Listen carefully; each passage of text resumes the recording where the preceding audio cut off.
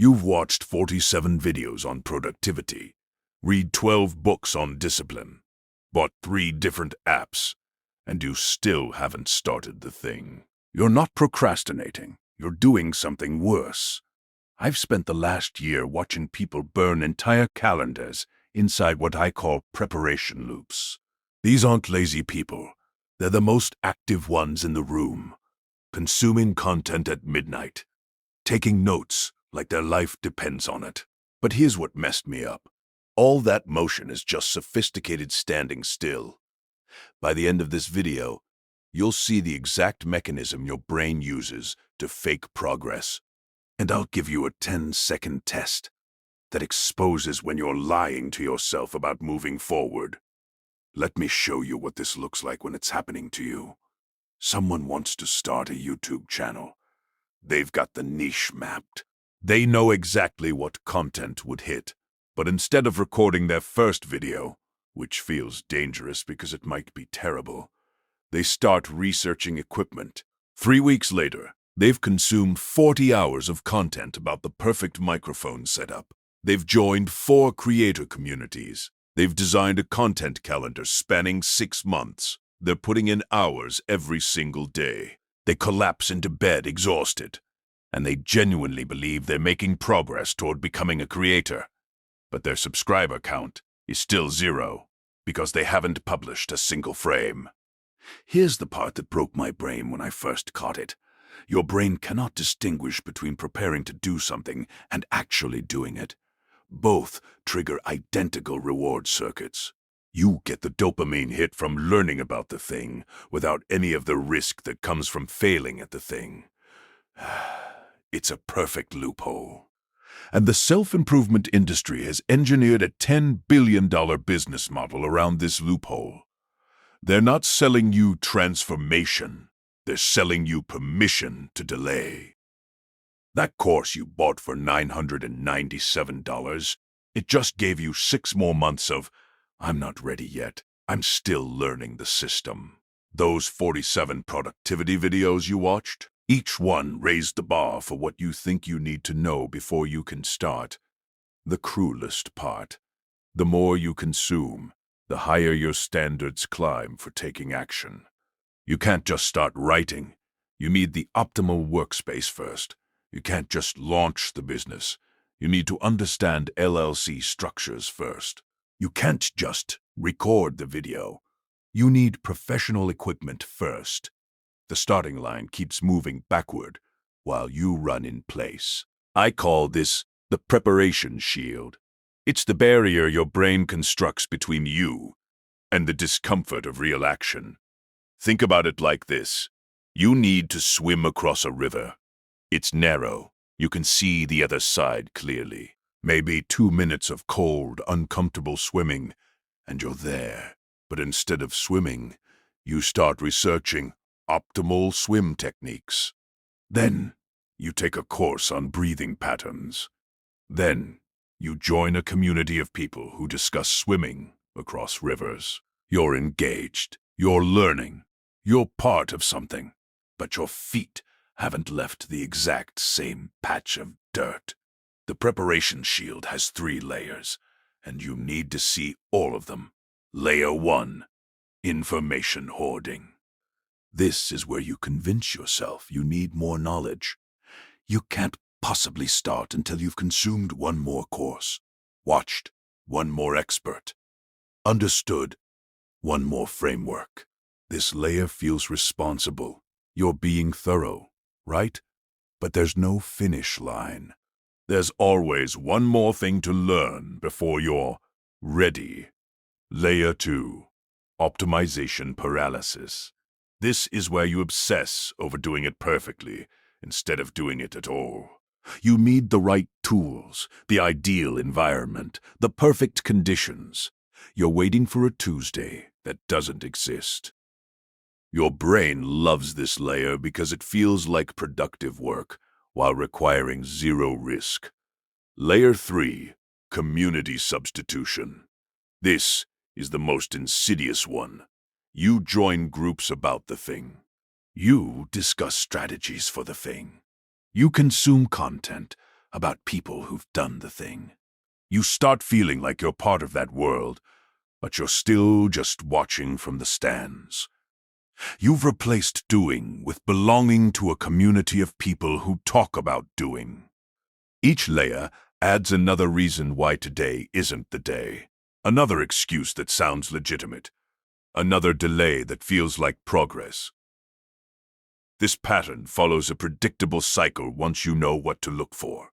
You feel the gap between where you are and where you want to be. That gap creates psychological tension. That tension demands resolution. But your brain offers you two paths: close the gap through action, or reduce the tension through consumption. Action is dangerous. You might fail publicly. You might discover you're not as naturally talented as you thought. You might look stupid in front of people who matter. So your brain serves up an alternative. Consume something that makes you feel closer to the goal without requiring any risk. Buy a course, watch a tutorial, read a book. Your brain gets the relief it needs. The gap feels smaller for a moment, and you didn't have to risk anything. Here's the problem. This relief is temporary. The gap hasn't actually closed. So the cycle repeats. You need another course, another video, another system. And the industry knows this. They're not selling you transformation. They're selling you temporary relief from the discomfort of not transforming. I've watched this pattern consume years of people's lives. Not because they were lazy or stupid, because they were smart enough to engineer sophisticated avoidance systems. The aspiring writer who spends all their time in writing communities, but never ships a finished piece. The wannabe entrepreneur who's taken every course on business but never had a single customer conversation. The person who wants to get in shape but has spent 3 years researching optimal training protocols without ever consistently showing up to the gym. The pattern is easy to spot in other people. That's the comfortable part. The hard part is catching yourself inside it. Because when you're running the preparation shield, it doesn't feel like avoidance. It feels like diligence. It feels like being smart and strategic. It feels necessary. Let's get specific. I'm going to give you a test you can run right now that'll expose whether you're hiding behind the preparation shield. Take whatever goal you're working toward. The business, the skill, the change you keep discussing. Now ask yourself this question. What's the most direct action I could take right now? Not tomorrow, not next week, right now. That would move this forward. Not the optimal action, not the perfect action, not just the next real one. Want to start a business? The direct action is message one potential customer and ask if they'd pay for what you're thinking about building. Not research competitors, not design a logo, not set up an LLC.